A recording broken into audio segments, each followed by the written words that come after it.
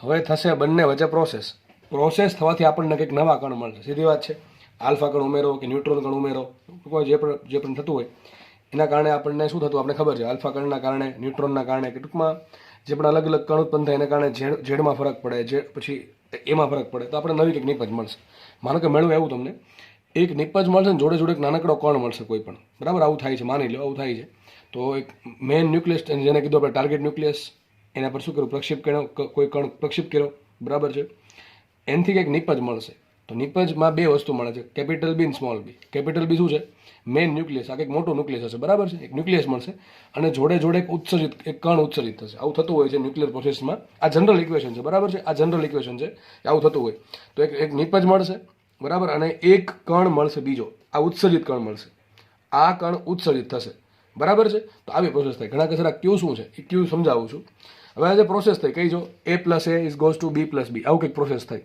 તો આ પ્રોસેસને ઘણી વખત આ પ્રમાણે તમને લખીને નહીં આપે. ભાઈ આ પ્રશ્ન પૂછાયેલ છે, હવે જે ડિસ્કસ કરું છું એ નાનકડો જરાક અમતો પ્રશ્ન પૂછી નાખો તો 4 માર્ક્સમાં. સમજો આ જે પ્રોસેસ છે ને A + A goes to B + B, હવે ઘણી વખત એ ટાઈપને ના આપે તો કેવું આપે, આવું આપી દે કૌંસમાં A small b capital B, બરાબર. ફરીથી બોલું છું, small a comma B capital B. હવે આ છે ને ન્યુક્લિયસ છે, ટાર્ગેટ ન્યુક્લિયસ, ને આ છે નિપજનું ન્યુક્લિયસ.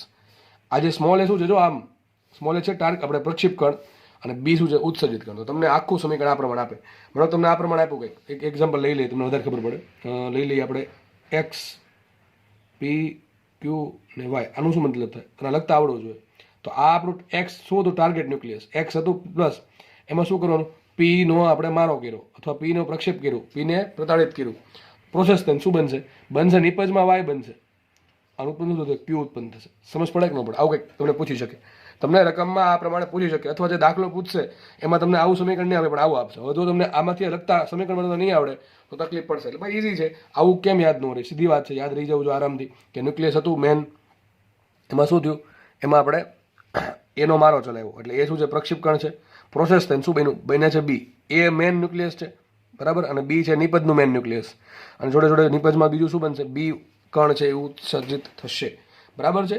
હવે વાત કરીએ, આઈ થિંક તો બધાને ખબર પડી ગઈ છે. 4 વસ્તુ છે, યાદ રાખજો શું કઈ વસ્તુ છે.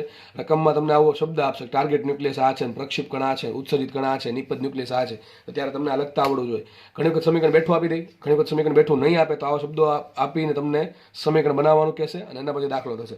એટલે આમાં રોકડા 4 માર્ક જવા જોઈએ નહીં કોઈના, બરાબર. આગળ વધીએ આપણે. હવે વાત કરીએ ક્યુની. આ ક્યુ શું છે, ક્યુ છે પ્રક્રિયાની ઉર્જા. પ્રક્રિયા થાય છે, બરાબર છે. આપણે જે ન્યુક્લિયર રિએક્ટર પ્રોસેસ કરવી છે તો એનું એમ શું છે, મેન ગોલ શું છે, ગોલ એ છે કે મને ઉર્જા મળવી જોઈએ, બહુ સારા અમાઉન્ટમાં ઉર્જા મળવી જોઈએ. અને સિલેક્શન થતું હોય બધા એના આધારે થતું હોય, બરાબર. ઘણા બધા ફેક્ટર્સ એમાં એફેક્ટ કરે. તો મારે જોઈએ છે ઉર્જા, ભાઈ. તો ઉર્જા મળે ક્યાંથી સર? ચલો આપણે ડિસ્કસ કરીએ. તો ઉર્જા કેટલી મળશે અને ક્યાંથી મળશે અને કયા સ્વરૂપે મળશે? 3 ક્વેશ્ચન. કેટલી ઉર્જા મળશે, ક્યાંથી મળશે, કયા સ્વરૂપે મળશે, બરાબર. અને જે ઉર્જા મળશે આપણને એ આપણે આપણું જે મેન કામ છે, બરાબર, ઇલેક્ટ્રિસિટી પ્રોડક્શન, મોસ્ટલી એ જ કામ છે ઇલેક્ટ્રિસિટી પ્રોડક્શનનું, બરાબર, ન્યુક્લિયર રિએક્ટરમાં. એના માટે યુઝ કરશું પછી. તો એ પછીની વાત છે. પહેલાં આપણે એ જોઈએ કે ઉર્જા ક્યાંથી મળશે, કયા સ્વરૂપે મળશે અને કેટલી મળશે. ચલો તો એક કામ કરીએ, બે બાજુ છે ને ઉર્જાનું સમીકરણ લખાઈ નાખીએ કે ભાઈ આ બાજુ કેટલી કુલ ઉર્જા છે અને આ બાજુ કુલ કેટલી ઉર્જા છે. આના સહિત આના સહિત તો બંને બાજુ કુલ કેટલી, ભાઈ ઉર્જાનું સંરક્ષણ થતું હોય, દરેક જગ્યાએ ઉર્જાનું સંરક્ષણ થાય. નવી ઉર્જા કે આવી ન રહે. તમારી પાસે 100 જૂલ ઉર્જા હોય, બરાબર છે, તો પ્રોસેસ કરો તો 110 જૂલ ઉર્જા ન થઈ જાય, બરાબર. 100 જૂલની 100 જૂલ જ રહે. હા, 110 ક્યારે થાય, નવી 10 જૂલ ઉર્જા ઉમેરવામાં આવે તો અલગ વસ્તુ છે આખી, બરાબર છે. ટૂંકમાં ઉર્જા છે એનો કુલ જથ્થો અચલ રહે. આપણે શરૂઆતથી ઉર્જા સંરક્ષણ ભણતા આવ્યા છીએ અને દરેક દાખલામાં આમ તો દરેક ટોપિકમાં કંઈક ને કંઈક ઉર્જા સંરક્ષણ, વેગમાન સંરક્ષણ કંઈક ને કંઈક ભાગ ભજવતા જ હોય છે, બરાબર. ચલો સ્ટાર્ટ કરીએ આપણે. તો આજે પ્રોસેસ હતી એમાં જોઈએ પહેલા પ્રક્રિયકોની કુલ કેટલી ઉર્જા હતી અને નિપજોની કુલ કેટલી ઉર્જા છે, બરાબર છે. એમાંથી આપણે આ ક્યુ ફાઇન્ડ કરી લેશું. તો સીધી વાત છે. ચલો એ પાસે કઈ ઉર્જા હોય? હવે એ તો બિચારો સ્થિર છે, તો પણ એ પાસે એક ઉર્જા હોય. આઇન્સ્ટાઈનનું એમ કેવું છે કે એ પાસે કંઈક ઉર્જા છે. કઈ ઉર્જા છે? એના દળને અનુરૂપ કંઈક એની પાસે E = mc² સૂત્ર અનુસાર કંઈક ઉર્જા છે. કેટલી ઉર્જા હશે? ma × c². કેટલી છે? ma × c². ચલો આગળ વધીએ. આ સ્મોલ શું છે? કણ જ છે. કોઈ પણ કણ દળ ધરાવતું હોય ઉર્જા કેટલી હોય? દળના કારણે ma × c². ચલો આની પાસે ઉર્જા ma × c² પ્લસ આની પાસે કેટલી ઉર્જા? m × small a × c². હવે આ જે ઉર્જા લખી આપણે ma_c² એ એના દળના કારણે લખી છે. કોના કારણે લખી? દળના કારણે. હવે એની દળ તો છે જ, જોડે જોડે એને આપણે પ્રક્ષેપ કર્યો છે, એટલે ટૂંકમાં એને કંઈક વેગ પણ આપ્યો હશે, બરાબર કે નહીં? ટૂંકમાં એની પાસે બીજી કંઈક ઉર્જા છે. કઈ ઉર્જા છે? ગતિ ઉર્જા લખી છે, ગતિ ઉર્જા કોની? એની. સમજ પડે કે નો? ખાસ સમજો, દરેકની દળના કારણે ઉર્જા કેટલી હોય? mc². દરેક કણની જેની પાસે દળ છે એને પાસે એક ઉર્જા હશે, એ બરાબર mc² સૂત્ર અનુસાર. આ સિવાય એ પોતાની કંઈ બીજી ઉર્જા ધરાવતો હોય તો એ તો હશે જ. તો જો એ કણ છે આ તો સ્થિર છે, તો આની પાસે કઈ ઉર્જા કઈ છે? દળની ઉર્જા. એની આ જે ગતિ કરતો તેની પાસે ગતિ ઉર્જા પોતાની, એ તો છે નહીં. ચલો વાત કરીએ સ્મોલ એની. તો સ્મોલ એ બે ઉર્જા ધરાવશે. એક તો દળના કારણે કેટલી ધરાવશે? ma×c² પ્લસ એ ધરાવશે એની ગતિ ઉર્જા કે. બરાબર છે? ચલો આ પ્રક્રિયકોની કુલ ઉર્જા આવી ગઈ. હવે વાત કરીએ નિપજની કુલ ઉર્જા. ચલો નિપજમાં બે કણ છે. જો આ ભાઈ કણ નથી, ઘણા કે સર ક્યુ શું છે? આ ક્યુ પ્લસ કેમ બતાવે છે કે પ્રક્રિયામાં ઉર્જા મળે છે. ધેટ મીન્સ કે જે પ્રોસેસ છે એ એક્ઝોથર્મિક છે. કેવી છે? એક્ઝોથર્મિક એટલે એક ઉષ્માક્ષેપક પ્રક્રિયા છે. બરાબર? આપણે પ્રોસેસ કેવી હોવી જોઈએ? મોસ્ટલી પ્રોસેસ આપણે જે પાવર પ્રોડક્શનમાં યુઝ થાય કેવી હોવી જોઈએ? ઉર્જા ઉત્પન્ન થતી હોય એટલે કે એક્ઝોથર્મિક જ હોવી જોઈએ. બરાબર? તો એટલે પ્રોસેસ કરીએ છીએ આપણે, એનું કામ જ છે કે ઉર્જા ઉત્પન્ન કરવી. તો આપણે ક્યુ આપણને શેમાં ઇન્ટરેસ્ટ છે? ક્યુમાં ઇન્ટરેસ્ટ છે. હવે ક્યુ કોઈ કણ નથી હો, ક્યુ જસ્ટ લખ્યું છે કે ઉર્જા છે. ઘણા કહે સર ક્યુ શું છે? કણ છે. ક્યુ કણ નથી, ક્યુ શું છે? લખ્યું છે પ્રક્રિયાની ઉર્જા. અને દળ ના હોય પાછું, એ તો ખબર પડે કે નહીં. ચલો આગળ વધીએ. તો બે કણ છે આપણી પાસે અહીંયા, બી અને સ્મોલ બી. ચલો બી પાસે દળના કારણે કેટલી ઉર્જા હશે? mb_c². આ સ્મોલ બી કણ જ છે, તો એની પાસે દળના કારણે કેટલી ઉર્જા હોય? mb_c². સ્મોલમાં આવશે. બરાબર? આ સિવાય સમજો હવે બીજી કઈ ઉર્જા હશે? તો જુઓ, માનો કે એક ન્યુક્લિયસ છે, અહીંથી કોઈ કણ આવે છે. સમજો ખાલી એક મારા હાથમાં એક ન્યુક્લિયસ છે, અહીંથી કોઈ કણ આવે છે, બંને વચ્ચે પ્રોસેસ થઈને શું થશે? ભૂક્કો થશે ટૂંકમાં, એટલે કે વિભંજન થશે. અથવા પ્રોસેસ થઈને આમ પહેલાં આપણે તમને દાખલા ગણાવ્યા, યાદ કરો પેલા બોમ્બવાળા. બરાબર? કે બોમ્બ ફૂટવાના દાખલા, એના જેવું થશે. હકીકત આનું શું થશે? વિભંજન થશે, ટુકડા થશે. બરાબર? એવું માનો, ટુકડા થશે. ટુકડા થવાથી માનો કે બે કણ ઉત્પન્ન થાય, કેપિટલ બી ને એક સ્મોલ બી. એમાં કેપિટલ બી તો મોટું હશે, સ્મોલ બી નાનું હશે. બરાબર? આ નિપજ હશે, એટલે નિપજ ન્યુક્લિયસ. એ આપણે એક બે દાખલા કરશું તો તમને આઈડિયા આવી જશે. બરાબર? પણ હવે આ બી ઉત્પન્ન થયો, શું લાગે તમને? બી સ્થિર થઈ જશે. માનો કે એક મોટો બોમ્બ છે, એના પર કોઈ જગ્યાએથી પ્રોસેસ થાય છે, એના પ્રમાણે કણ આપાત થયો અને એના ટુકડા થાય છે બોમ્બના. તો જે કણ ઉત્પન્ન થશે શું સ્થિર હોય? ગતિ કરતા હોય. સીધી વાત છે, ઓબ્વિયસલી ગતિ કરતા હોય. તો આજે કેપિટલ બી છે એ પણ ગતિ કરતો હશે ટુકડો, અને સ્મોલ બી છે એ પણ ગતિ કરતો હશે. બરાબર? એવું બની શકે. બરાબર? તો કેપિટલ બીની બે ઉર્જા હશે. એક તો દળના કારણે કેટલી ઉર્જા આવશે? આની જેમ છે, આની જેમ છે. એક દળના કારણે ઉર્જા આવશે mb_c² પ્લસ એની પોતાની ગતિના કારણે કેટલી ઉર્જા આવશે? કેબી. બી એટલે કે બીની ગતિ ઉર્જા. બરાબર છે? સેમ રીતે આ જે સ્મોલ બી છે એની પાસે પણ દળ હશે, દળના કારણે ઉર્જા આવશે mb_c² અને પ્લસ એની પણ પોતાની કઈ ગતિ ઉર્જા આવશે કેબી. કેટલી આવશે? કેબી. તો સર હવે તો રાજ ખોલી નાખીએ આપણે. રાજ એટલે રહસ્ય. બરાબર છે? કે ભાઈ આ જે ક્યુ છે એ ક્યુ કેટલા હશે? તો પ્રક્રિયાની ઉર્જા, યાદ રાખજો, પ્રક્રિયામાં ઉર્જા મળે છે. આ પ્રક્રિયાનું આ જોલા સમીકરણ છે, આ સમીકરણ આવી ગયું. ઘણા કેસરમાં ક્યુ તો દેખાતું છે નહીં. અરે ભાઈ ક્યુ શોધવાનું છે. ક્યુ આમાં નક્કી કરીને કે આપણા માટે ક્યુ કોણ છે. ચલો તમે દળની ઉર્જા ડાયરેક્ટ યુઝ કરી શકશો? નહીં કરી શકીએ. આ તો એના દળના કારણે ઉર્જા છે. તમારી પાસે કંઈક ઉર્જા છે, બરાબર? મારી પાસે કંઈક ઉર્જા છે. દરેક વસ્તુ પાસે દળના કારણે કંઈક ઉર્જા હોય. બરાબર? કે જેનું ઉર્જામાં રૂપાંતરણ થઈ શકે, જેનું ઉર્જામાં રૂપાંતર થઈ શકે. તમે શું કીધું હતું સૂત્ર? E બરાબર Δmc² અથવા E બરાબર mc². તો આ જે ચાર દળ છે, દળના કારણે ઉર્જા છે, તો ચલો ફિક્સ છે. બરાબર? એનો આપણે યુઝ નહીં કરી શકીએ ડાયરેક્ટલી, કારણ કે દળ બની ગયું છે. આનું દળ કેટલું? mb. તો એ આવી ગયું સ્મોલ બી, એનું દળ સ્મોલ mb. તો આ તો એની પાસે ઓલરેડી છે જ, આ તો હશે જ. બરાબર? આ તો હશે જ. વધારાની કઈ મળે આપણને? અથવા આપણે યુઝ કરી શકીએ એ કઈ છે? તો જુઓ, આ છે બે. વિચારીને જુઓ કે પ્રક્રિયામાં ઉર્જા મળે. વિચારો તમે પ્રોસેસ કરો છો તો ઉર્જા મળે છે, તો શું આમ કહે છે ભાઈ પ્રક્રિયા કે મારી પાસે એટલી ઉર્જા છે એમ કહે છે? નહીં, એમ નહીં. પ્રક્રિયા નહીં કે મારી પાસે એટલી ઉર્જા છે, એ આપણે નક્કી કરવાનું છે. પ્રક્રિયામાં ઉર્જા કઈ મળે છે જેનું આપણે યુટિલાઇઝેશન કરી શકીએ. તો આ બે ઉર્જા યાદ રાખો. કઈ? નિપજની ગતિ ઉર્જા. યાદ રાખજો, જો લખ્યું જ છે ક્યુ બરાબર શું છે? પ્રક્રિયાની ઉર્જા. અને યાદ રાખજો પ્રક્રિયાની ઉર્જા શું હોય? નિપજની ગતિ ઉર્જા. શું હશે? નિપજની ગતિ ઉર્જા. નિપજમાં કઈ વસ્તુ છે? Capital B small B. તો એની જે ગતિ ઉર્જા છે એ જ તમારું શું છે? ક્યુ છે. તો પ્રક્રિયામાં આપણે શું કરશું? જે કણ ઉત્પન્ન થાય છે એની ગતિ ઉર્જાનો યુઝ કરશું આપણે આગળ પ્રોસેસ વધારવામાં. સમજ પડે કે ન પડે? તો બસ આટલી વસ્તુ છે અહીંયા. તો મને મળી ગયું પ્રક્રિયાની ઉર્જા શું હશે? પ્રક્રિયાની ઉર્જા, અથવા ઘણી વખત આવું કે ક્યુ મૂલ્ય. ક્યુ મૂલ્ય એટલે પ્રક્રિયાની ઉર્જા. સમજ પડે કે નહીં? પ્રોસેસમાં જે ઉર્જા ઉત્પન્ન થઈ છે એ કેટલી છે? તો પ્રક્રિયાની ઉર્જા એટલે કે ઘણી વખત કહેવાય એને ક્યુ મૂલ્ય. બરાબર? શું થાય? તો જો લખ્યું છે નિપજની કુલ ગતિ ઉર્જા. નિપજની કુલ ગતિ ઉર્જા લખ્યું છે કુલ ગતિ ઉર્જા. નિપજની કુલ ગતિ ઉર્જા મતલબ શું થાય? નિપજમાં જેટલા બી કણો છે એ બધાની ગતિ ઉર્જા છે એ ગતિ ઉર્જાનો કરવાનો સરવાળો. તો આપણે જે પ્રોસેસ એમાં બે કણો છે, એક તો કેપિટલ બી અને સ્મોલ બી.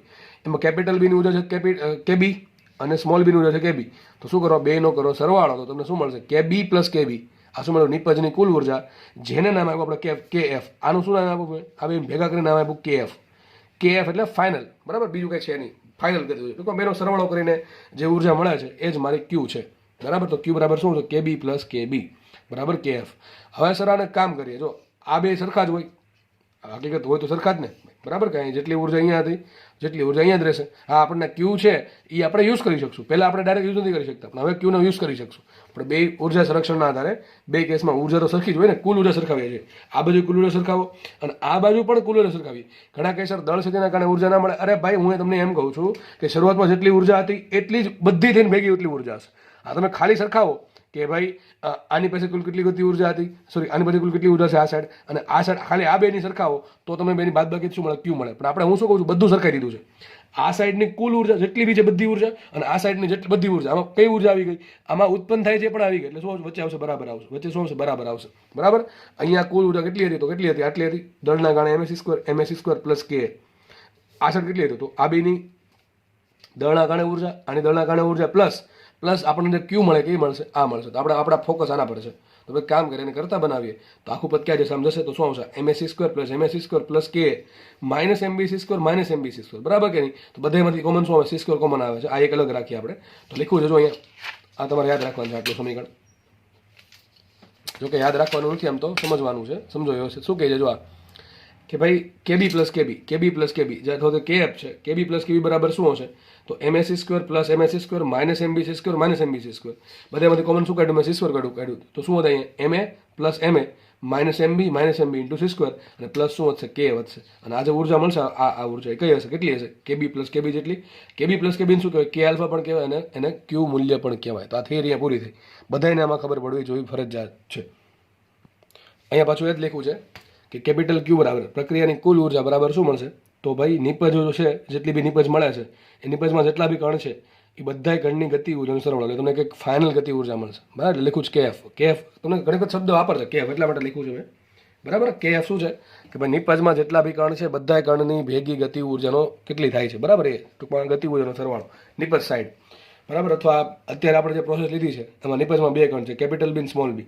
તો એની ગતિ ઉર્જાનો કુલ સરવાળો શું થશે? કેએફ થશે. તો ક્યુ થાય એ કેટલું હશે? તો દરેક આ પ્રમાણે M plus MA minus MB into C square plus કે કરો. આ કે શું છે? જે આપણે જે કણ આપાત કર્યો હતો, પ્રક્ષિપ્ત કર્યો હતો, પ્રતાડિત કર્યો હતો, જેનું મારણ કર્યું હતું, બરાબર છે, જેનો મારો કર્યો હતો એ. તો એ જે કણ છે એની ગતિ ઉર્જા કેટલી છે? બરાબર. એક દાખલો ગણીએ તમને આઈડિયા આવે. શું કહે છે જુઓ. રેડિયમ 226 માંથી શું કહે છે? ઉત્સર્જાતા આલ્ફા કણને બેરિલિયમ એટલે Be49 પર પ્રતાડિત કરતા કાર્બન અને ન્યુટ્રોનનું ઉત્સર્જન થાય છે. પહેલાં આપણે આટલું કંઈક લખી રાખીએ અથવા એનું સમીકરણ લખીએ. શું થાય છે જો? આનું કંઈ કામ નથી. એક રેડિયમ હતું, એમાંથી એક આલ્ફા કણ ઉત્સર્જિત થયું, બરાબર છે. હવે આ જે આલ્ફા કણ ઉત્સર્જિત થયું એનું શું કર્યું તમે? એ મહત્વનું છે. તો આ આલ્ફા કણને આપણે કોના પર પ્રતાડિત કર્યો? બેરિલિયમ પર. દેખાય છે? આલ્ફા કણને બેરિલિયમ પર પ્રતાડિત. જો ભાઈ તમે થિયરી, હું તમને પહેલેથી કહેતો આવ્યો છું, થિયરી જ્યાં સુધી સમજશો નહીં તો દાખલા ના સમજાય. અને ઘણા કહેશે દાખલા નહીં આવડતા, તો એનું કારણ છે થિયરી વ્યવસ્થિત સમજાવ હોય નહીં.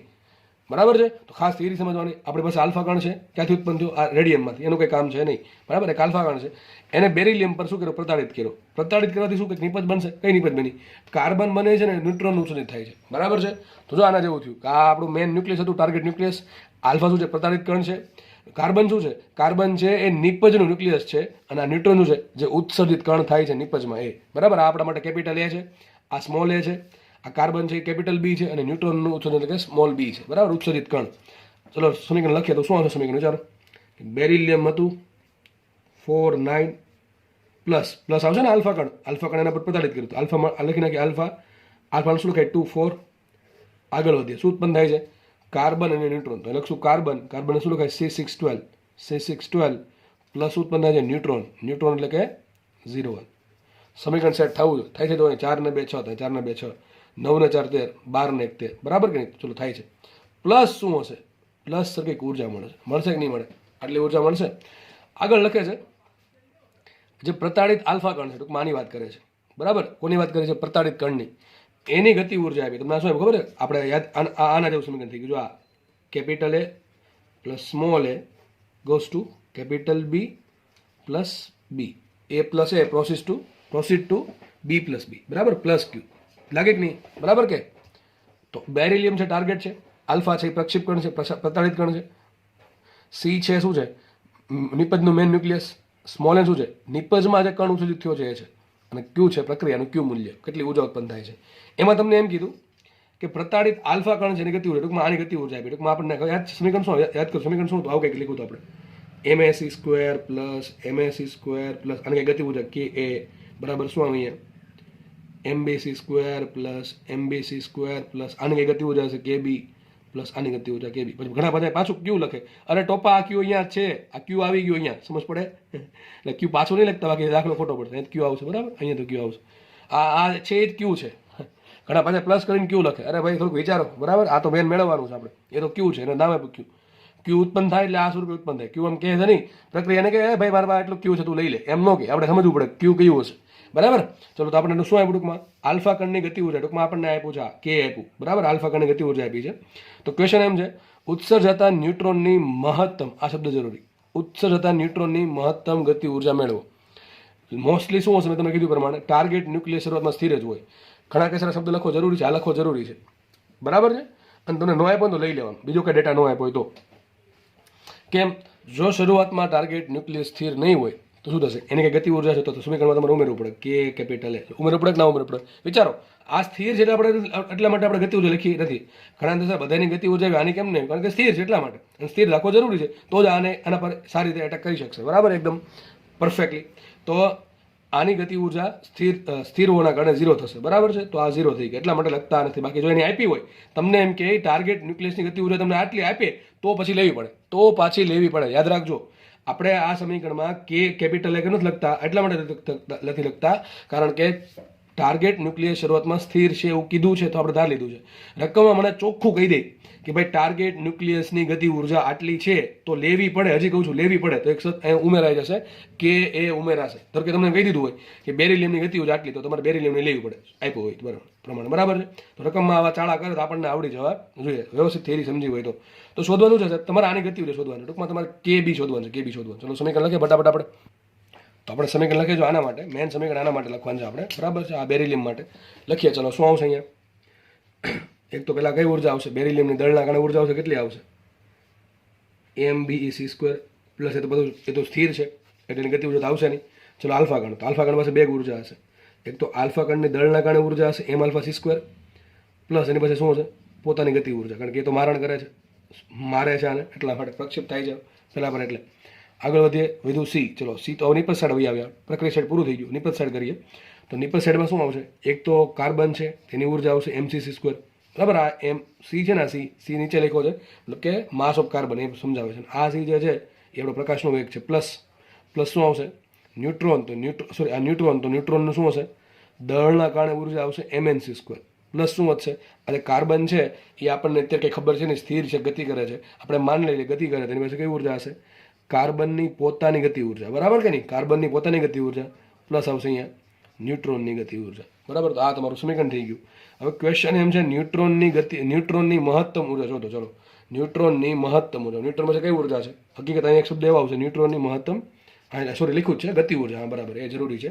બાકી ન્યુટ્રોનની ઉર્જા આ થાય હો ભાઈ, આટલી થાય. આ એક આ પ્લસ આ બરાબર છે એ થશે, પણ તમને લખ્યું છે ન્યુટ્રોનની મહત્તમ ગતિ ઉર્જા મેળવો બરાબર. એ જ કામનું છે, આપણે આનો યુઝ નહીં કરી શકીએ કારણ કે ઉત્પન્ન થયો તો દળ તો હશે જ ભાઈ, તો જ ન્યુટ્રોન કહેશું. વધતું ઓછું દળ ત્યારે ન્યુટ્રોન નહીં કહે, તો ન્યુટ્રોનનું દળ છે એ તો ઉર્જા એની પાસે રહેવાની જ છે, તો એ આપણે યુઝ ના કરી શકીએ બરાબર. એનું રૂપાંતરણ કરવું પડે બીજામાં, તો દળ ન્યુટ્રોન પાછું બીજો કંઈક પરિણામ છે એટલા માટે. તો આપણું સમીકરણ બની ગયું. ચલો એક કામ કરીએ, પહેલાં આપણે એઝ યુઝ્યુઅલ જે સમીકરણ લખતા આને શું કહેવાય? આ બે ભેગા થઈને શું બનાવશે? પ્રક્રિયાનું ક્યુ મૂલ્ય. શું આપણે આ પ્રક્રિયાનું ક્યુ મૂલ્ય વિચારો શું આવશે? વિચારો અહીંયા. તો આવશે કેસી પ્લસ કેએન બરાબર શું? હું એક સ્ટેપ પર લખી નાખું, આ બધું આ બાજુ લાવી દઉં, તો બધામાંથી શું કરું? કોમન સી સ્કોર કાઢી નાખું. તો એ શું આવશે અહીંયા? માસ ઓફ બેરિલિયમ પ્લસ, અને નીચે આવશો આ માસ of beryllium plus mass of alpha minus mass of carbon minus mass of neutron into શું કરો? સી સ્ક્વેર કરો પ્લસ શું કરો? પ્લસ કરો કે આલ્ફા બરાબર કે નહીં? જો સાબિન કરતા બનાવો એટલે આ બધું આ બાજુ આવશે. થઈ ગયું આવું? તો આ તમારે બધું કિંમત મૂકવાનું, માસ of beryllium, mass of alpha, mass of carbon, mass of neutron into કરો સી સ્ક્વેર પ્લસ શું કરો? કે આલ્ફા કરો. તો તમને શું મળશે? તો તમને મળશે કેસી પ્લસ કેએન. શું મળશે? કેસી પ્લસ કેએન. પણ અહીંયા જો એક શબ્દ છે ખાસ સમજો, દાખલો નવો ટ્વિસ્ટ લે છે, એટલે નાનકડો ટ્વિસ્ટ. અહીંયા એમ કીધું છે ઉત્સર્જતા ન્યુટ્રોનની મહત્તમ ગતિ ઉર્જા. ખાસ યાદ રાખજો શું કીધું છે મને? ન્યુટ્રોનની મહત્તમ ગતિ ઉર્જા. ટૂંકમાં આ ન્યુટ્રોન છે એ વધુમાં વધુ કેટલી ગતિ ઉર્જા મેળવી શકે એ મારે શોધવાનું છે. કોઈની બુદ્ધિ ચાલે છે? થોડુંક વિચારો જાતે વિડીયો પોઝ કરીને કે આમાં મારે શું ચાળા કરવા પડે કે જેથી મને ન્યુટ્રોનની ગતિ ઉર્જા મહત્તમ મળે. ચલો તમે કદાચ વિચારો કે ના વિચારો, હું તમને કહી દઉં. વિચારો તો હજી વિડીયો પોઝ કરી લો તો બરાબર. તો વિચારો આવું કંઈક પડે. જો તમે આમાં કંઈ ચેન્જ કરી શકો. બેરિલિયમનું દળ કેટલું છે આમાં વિચારો. તમારે કેએન વધારવું છે, તમારે કેએન વધારવું છે, તમારે ન્યુટ્રોનની ગતિ ઉર્જા વધારવી છે. તો હું શું બેરિલિયમનું દળ બદલાવશું? અરે ભાઈ તો ફિક્સ છે પહેલાથી કેટલું આટલું. એ કાંઈ ચાળા થોડા કરી શકીએ એમાં.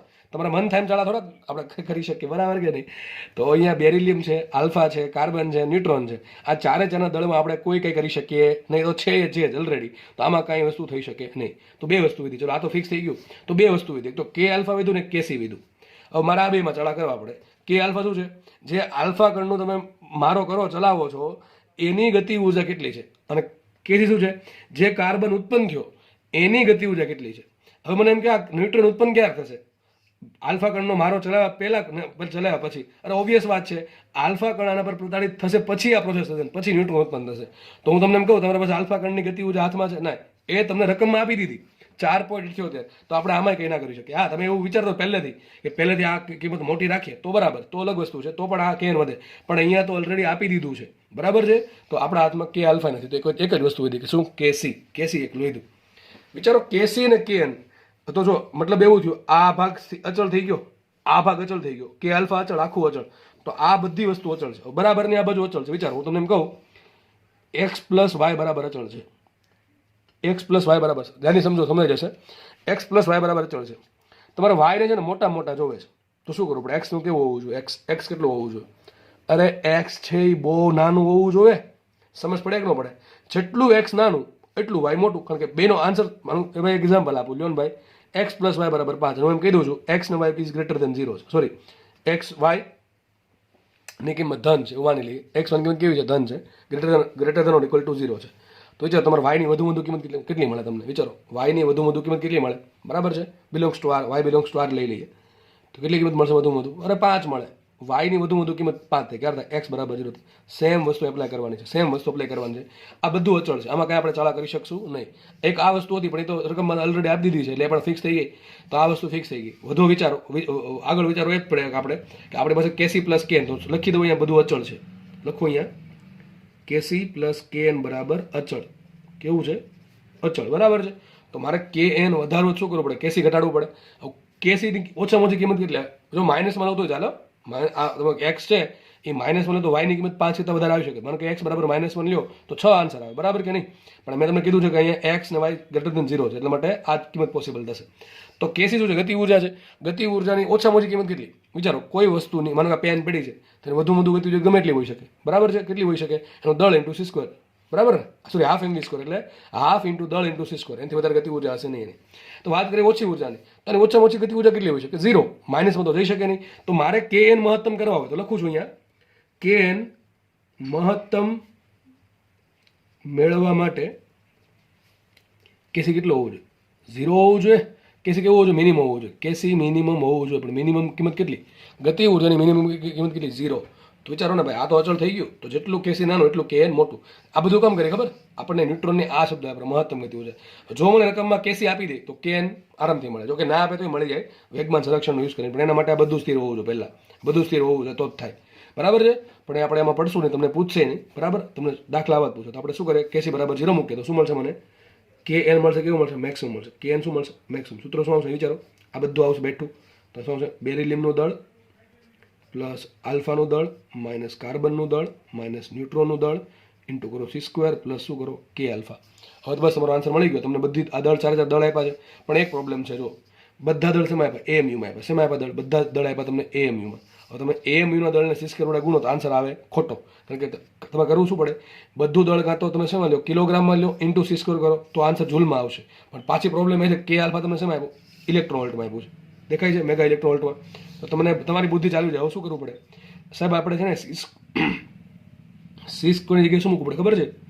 931 મેગા ઇલેક્ટ્રોન. તમને ખબર છે કે બધા દળ જ્યારે એએમયુમાં આપ્યા હોય ત્યારે ઉર્જા કેટલી મળે? તો જે એમસી સ્ક્વેરના કારણે જે ઉર્જા મળશે એ જૂલમાં મળશે તમને. પણ તમારે ડાયરેક્ટલી ઉર્જા મેગા ઇલેક્ટ્રોનમાં જોતી શું કરવું પડે? દળ ગુણ્યા 931 મેગા ઇલેક્ટ્રોન. આ તમને શીખવાડેલું છે.